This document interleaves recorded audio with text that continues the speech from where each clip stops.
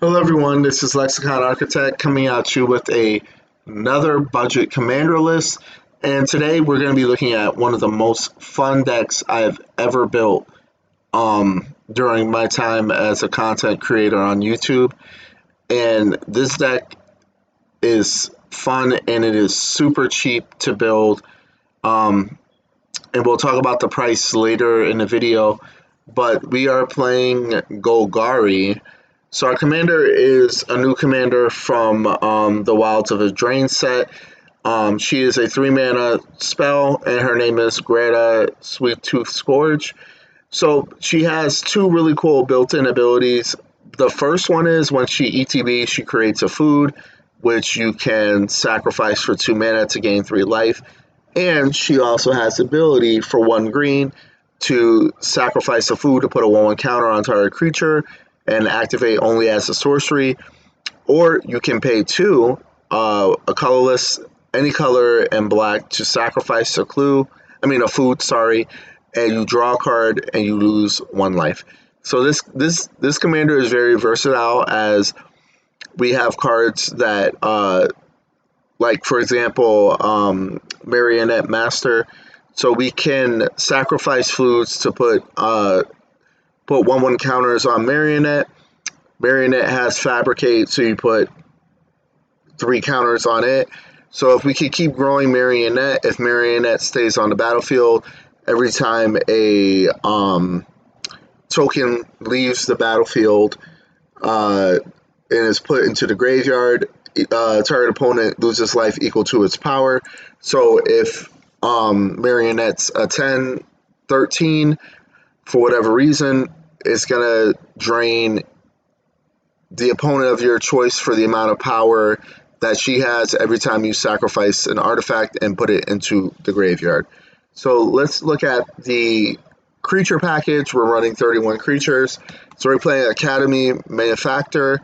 It's a 3-mana artifact creature with power and toughness 1/3 that says if you ever create a clue, food, or treasure token, instead create one of each. So if we do create a food, we will get a clue, and we will also get a treasure token, which is good because a clue allows us to cycle through our deck and draw cards. The food gains us life or triggers other abilities, or we can use treasures to ramp into other spells. Next, we have Cauldron Familiar. When it ETBs, each opponent loses 1 life and you gain a life, and as long as you can sacrifice a food, you can return it from your graveyard to the battlefield over and over again. Next, we have Disciple of the Vault. That says whenever an artifact is put into the graveyard from the battlefield, doesn't matter if it's ours or our opponent's, you may have a target opponent lose 1 life. Next, we play Lanor Gardener, 4 mana. When she ETBs, she makes a food for us. Now, at the beginning of our end step, if you sacrifice a food this turn, you may search your library for a basic land card, put that onto the battlefield tapped, and shuffle. So this is a very good card for us because it's allowing us to ramp, thin out our deck, allow us to play more spells. Next is Feasting Hobbit. It has Devour Food 3. So creatures with power less than Feasting Hobbit's power cannot block it.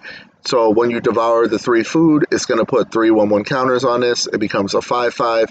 And then creatures with power less than him cannot block it. Next, Feasting Troll King. It is a 6-mana spell with Vigilance and Trample. If we cast it from our hand, we create 3 foods.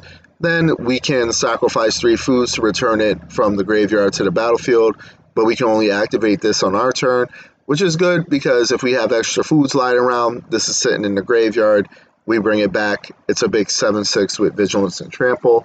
Gilded Goose, it's a 0/2 that when it ETBs, it makes a food. We can tap 2 mana to create a food, or we can sack a food to add 1 mana of any color. Next is Ginger Brew. It's a 1/1 with haste that you can pay 1. It cannot be blocked this turn except with creatures with haste, or if we're in a pinch and we need to gain life, we can pay 2 to sacrifice it and gain 3 life. Next, we have Gluttonous Troll, 4 mana Golgari spell with Trample. That when it ETBs, you create a number of food tokens equal to the number of opponents you have, so most of the time it's 3. Then for 2, we can sacrifice another non-land permanent, which could be a token. It gets +2/+2 until the end of the turn. So we can dump a bunch of mana into this. If we have 6 mana, we have 3 clues. We can sacrifice 3 clues, make this get +6/+6. It becomes a 9/9 with trample. Next, Gumdrop Poisoner. For 1 black, we can create a food, put it on an adventure, and then for 3 mana, it has lifelink. And then when it ETBs, target creature gets -X/-X until the end of the turn, where X is the amount of life you gain this turn. So if we gain 6 life in 1 turn, we play this for 3. We can give another creature our opponent's control -6/-6.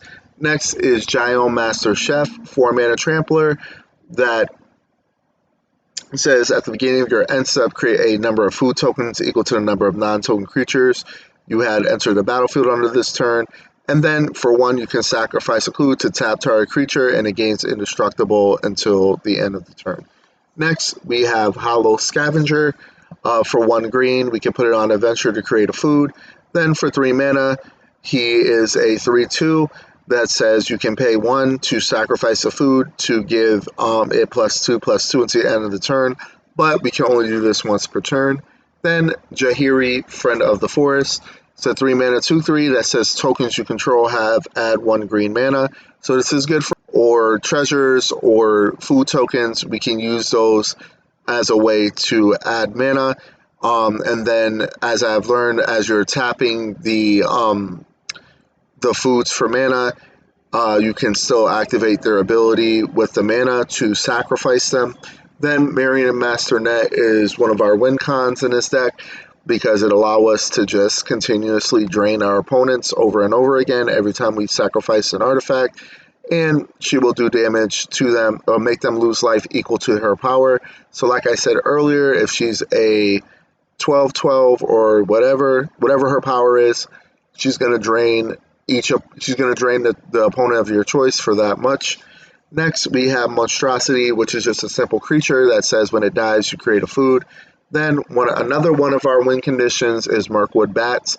That says whenever you create or you sacrifice a token, each opponent loses 1 life. Next, we have Nadir's Nightblade. That says whenever a token you control leaves the battlefield, each opponent will lose 1 life, you gain 1 life. So as we are sacrificing clues, sacrificing treasures, or sacrificing foods, we can drain our opponents every time we sack 1. Next, Old Flitter Fang, 5 mana flyer. That's a 3/4. At the beginning of each end step, if a creature dies this turn, create a food. And then we could either for 3 sacrifice another creature or an artifact to give this +2/+2 until the end of the turn. And since it's not a tap ability, we can pay this multiple times, bump this up, and hit someone in the air for flying for a bunch of damage. Next, we have Paragon Took, 3 mana spell that if 1 or more tokens will be created under your control, those tokens plus an additional food token will be created. And if the situation arises where you need to draw cards, you can sacrifice 3 foods to draw a card. Next, we have Pippin, Warden of Essengard. It's a 2 mana spell that says for 1, you can tap it to create a food token, and then you can tap it, sacrifice 4 clues, and other creatures you control get +3/+3 and gain haste until the end of the turn. So if we need to pump out damage and try to swing into somebody, we can activate this ability, sacrifice the 4 foods, and then all of our creatures besides this one will get +3/+3 and haste. Next, we have Provisions Merchant, a 4 mana spell that says when it ETBs, you create a food, and then whenever it attacks, you may sack a food, and if you do, all of your attacking creatures get +1/+1 and gain trample until the end of the turn. Next, we have Rapacious Guest. It is a 3 mana menace that says whenever more creatures you control deal combat damage to a player, create a food, and whenever you sack a food, you put a 1/1 counter on it, and then when this leaves the battlefield, target opponent loses life equals to its power.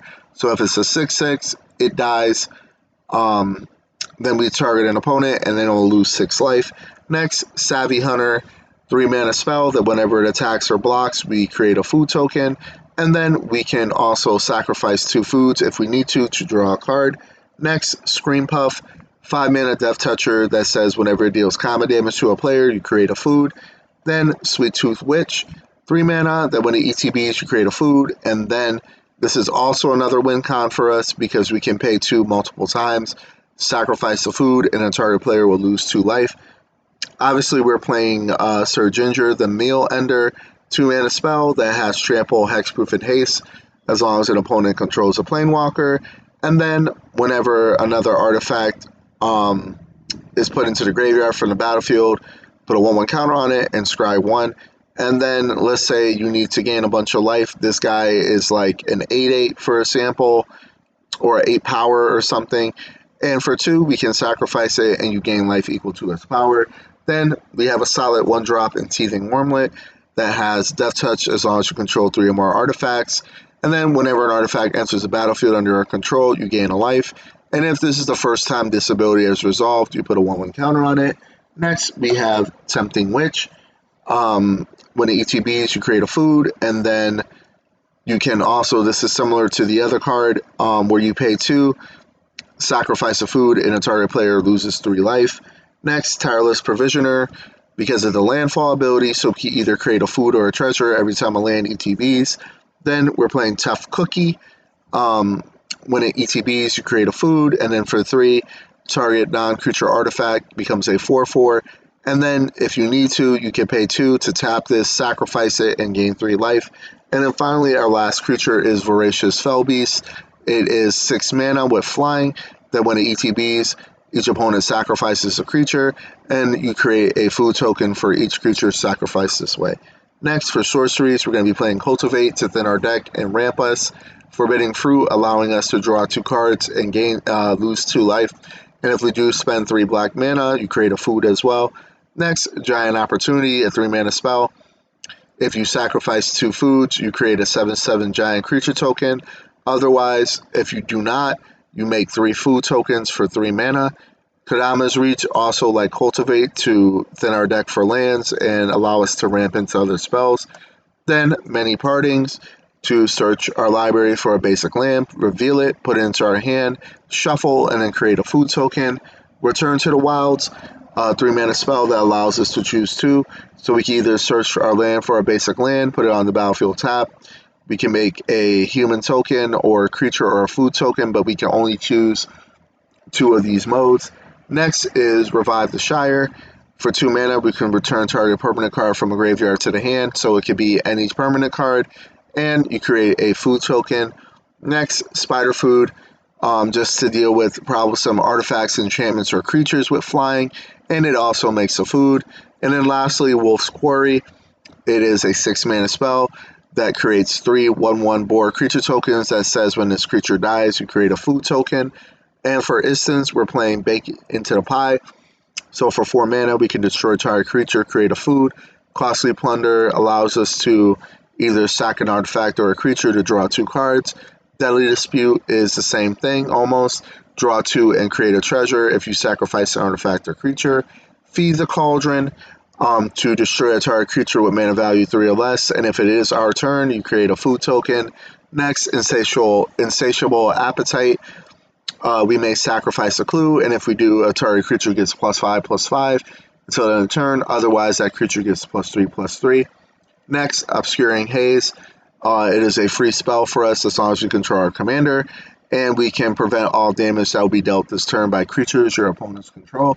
So if your opponent goes in for lethal to kill you, and they do not have a counter spell, you play this for free, and you can survive another turn. Next is Pippin's Bravery. For 1 green, you may sacrifice a food. If you do, target creature gets +4/+4 until the end of the turn. Otherwise, it gets +2/+2. Then, Sheolob's Ambush, 1 black mana to give a creature a +1/+2 in Death Touch, and create a food token. And do the Coney mana deals combat damage. Target creature you control deals damage equal to its power to target creature you don't control, and we create a food. As for artifacts, we're going to be playing Arcane Signet. We're playing Candy Trail because it allows us to scry and gain 3 life and draw a card. Commander Sphere to add mana or to sacrifice and draw. Golgari Signet, Soul Ring, Talisman of Resilience.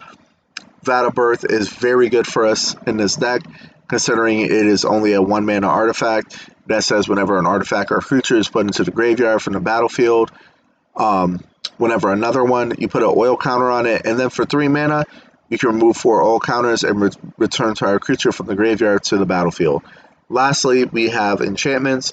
Agent of the Throne basically says whenever commander creatures you own have whenever artifact or creature is put into the graveyard from the battlefield, your opponent loses 1 life. Next, Killer Service. When ETBs, you create a number of foods equal to a number of opponents. So if we have 3 opponents, we make 3. And at the beginning of every step, we may pay 2 and sacrifice a token. And if we do, you make a 4/4 Rhino. Next, Knight of the Sweet's Revenge. It is a 4-mana enchantment that says when it ETBs, you create a food token. Foods allow us to tap for green now, and then for 7 mana, you may sacrifice this, and creatures control get +X until the end of the turn, where X is the amount of foods you control.